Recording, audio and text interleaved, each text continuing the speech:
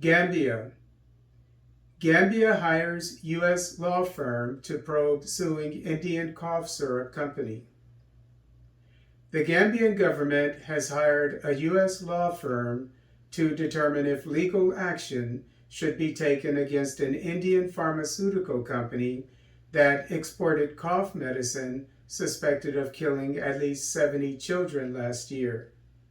According to Reuters, following the mysterious deaths of scores of children in Gambia last year, the World Health Organization tested cough syrups exported to Gambia from Indian pharmaceutical company Maiden Pharmaceuticals and determined they contained lethal toxins diethylene glycol, DEG, and ethylene glycol, EG, which are ingredients in brake fluid.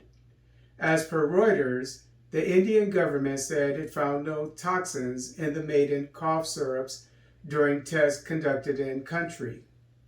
Nevertheless, cough syrup manufactured by another Indian firm was linked to the deaths of 19 children in Uzbekistan. Some pharmaceutical experts believe DEG and EG are sometimes used by unscrupulous pharmaceutical companies as cheap substitutes for propylene glycol, a key ingredient in cough syrups.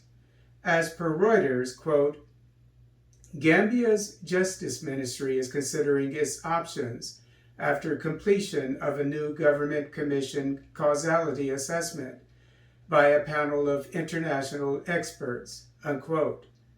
The causality assessment revealed that of the 56 acute kidney cases, 22 were, quote, very likely to have died of DEG or EG poisoning after taking the Maiden syrups. The same study concluded that it was, quote, highly suggestive.